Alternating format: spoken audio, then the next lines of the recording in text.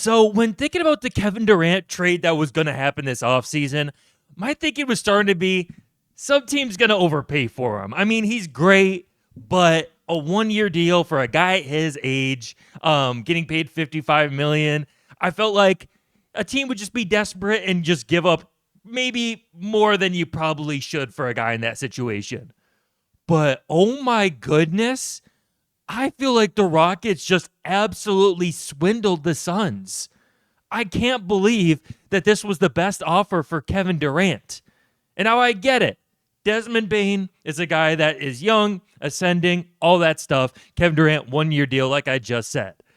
But when you look at the team like the Rockets, they have guys that shouldn't even be worth that much to them that you should be able to get back. Obviously, I'm not expecting that the Suns were going to get back Amen Thompson, even Şengün. I wasn't expecting they would, maybe not even Jabari Smith. I would think you would be able to get Jabari Smith, but even if not Jabari Smith, how do you not at least get like Reed Shepherd, Cam Whitmore, guys that have value, but like the Rockets you would think would be open to parting with because they haven't been able to find much of a role with them.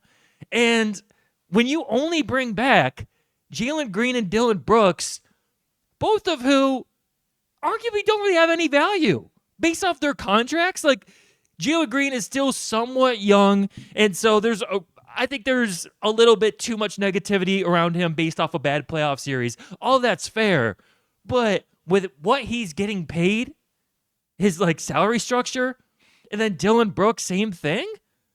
Like those are, I won't say they're negative value, but like they're not valuable assets with the contracts that they're on. And the 10th pick in the draft is great. Okay, cool. And then 5 second-round picks, that's a Jay Crowder. As a Bucks fans, we call that a Jay Crowder. Like the Bucks traded 5 second-round picks for a Jay Crowder. I mean, that was an overpay from the Bucks, but still, like 5 late second-round picks. That's very little value right there. A 10th pick in the draft for a team that already has a million young pieces that they like, it's not worth that much to them. And then a guy that I don't think many people want, Jalen Green, not just because of his performance, not just because of his salary, but just because of his archetype. Now, I'll give him credit, like he's become a pretty good defender under Ime Udoka. Like he's not a liability on the defensive end of the floor, so it might not be fair to compare him to these guys, but like these perimeter scoring, high volume, not super efficient guards, like you could get guys that could get a bucket a dime a dozen. That's why the Heat have been like open to trading Tyler Hero for years, and they've never done it because there's just not that much value there. And so I just feel like the Suns, I mean, if you're looking at them next year, you've got Dillon Brooks, which I get why you would want him for the Suns. Like, you've had a problem with defense in the Kevin Durant, Devin Booker era. I get why Dillon Brooks has value to the Suns, and that's like a good piece for them to get to try and get back into winning and not just go full reboot. I get why Dillon Brooks for the Suns, that's nice. Dillon Brooks, 10th pick in the draft, that's nice. And I guess maybe I'm a little overreacting because it's not terrible. Like, that's a good start to rebuild it a little bit. But I just felt like, just get you a Reed Shepherd. And if not him, at least get you a Cam Whitmore. You could just sprinkle a little something more. I just expected more for Kevin Durant. This isn't, maybe I'm a little overstating it. This isn't like the worst thing ever, especially if you hit on the 10th pick in the draft. I could see it. Dillon Brooks brings back a defensive winning mentality as much as he's not a guy I like. He's kind of what the Suns need. And I'm not as low on Jalen Green as some people, but I just felt like you should get a bona fide asset back for Kevin Durant, like Reed Shepherd or Cam Whitmore if you're talking to the Rockets. Like I said, Jabari Smith might have been too much to be expecting for a guy in Kevin Durant's situation. As much as I'm a Jabari Smith guy, that might have been expecting too much. But I just think a little bit more than this. And so for the Suns, I do like the fit of Dillon Brooks. But then it's going to get a little weird. Like, are you going to keep Bradley Beal? I don't know how you trade him at this point. And then, so you have Beal, Jalen Green, Dillon Brooks, and Devin Booker. You seem extremely guard heavy. And you could say maybe you send Jalen Green somewhere else. But like I said, I don't think there's a lot of value with Jalen Green. So that's why I would think, like, I don't know, go get a Cam Whitmore. Ideally, obviously, a Jabari Smith. it would be interesting to see if they had the option to choose Jabari Smith over Jalen Green. And if they chose Jalen Green over Jabari Smith, especially where the Suns are at, that would be idiotic. So, yeah, I don't like this for the Suns. I would have much rather Jabari Smith than Jalen Green. If they couldn't get Jabari Smith, at least get a Reed Shepherd or Cam Whitmore. Although I do understand that Dillon Brooks will be good to make their defense be rebuilt in Phoenix. And if they hit on the 10th pick in the draft, this could be not disastrous. But it's like really hinging on that 10th pick of the draft. That's like one shot that you get rather than getting a pick, a couple picks, or getting a pick and Reed Shepherd, a pick, and Cam Whitmore. It's basically like you got to hit on this 10th pick in the draft, and if you don't, it's a terrible trade, I think. But maybe Jalen Green really hoops for the Suns and like really becomes consistent and shows that he can perform in the playoffs. And now for the Rockets, so now I've got to think through the lineup that they have now. So probably Van Vliet is walking.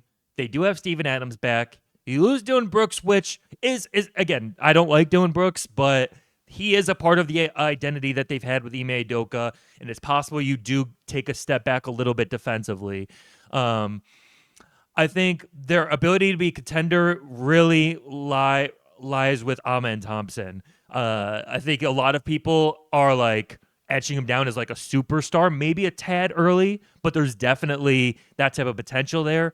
But at the same time, he's got to develop a mid-range jump shot, something a little bit more reliable, to not allow like what the Warriors did, would basically just sit under the rim and let him shoot jump shots on the outside, which he still was able to. He's so dominant athletically that he was still able to get inside and get crazy layups off. But if he really wants to be a star, they're gonna need that step from him. But if you look at the Rockets, man, Jabari Smith, I still think there's talent in there that's untapped. He could potentially have a better year next year. Starting lineup probably looking like maybe Reed Shepherd steps in. I don't know where they're going to go point guard wise if they lose Van Vliet. Maybe they just go get like a Dennis Schroeder or a Tyus Jones. I guess, yeah, at the guard, they're looking a little bit thin right now after losing Jalen Green and Dillon Brooks. Yeah, well, I'm assuming Reed Shepherd's going to step in and at least be a big part of the rotation. So, yeah, let me know what y'all think happens with them at the guard, because I guess Amen Thompson runs the point guard. Maybe they just sign another guard. I don't know. Kevin Durant, Jabari Smith, Steven Adams, Şengün. Okay. I think the Rockets are going to be contenders when you look at like a big three of Şengün, Kevin Durant, and Amen Thompson.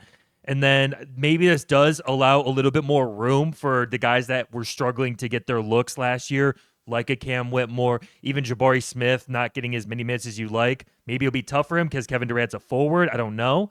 But Reed Shepherd, this will definitely open up minutes for him without a doubt. I never loved that pick for them, but I think he's better than obviously he was able to show in his rookie year.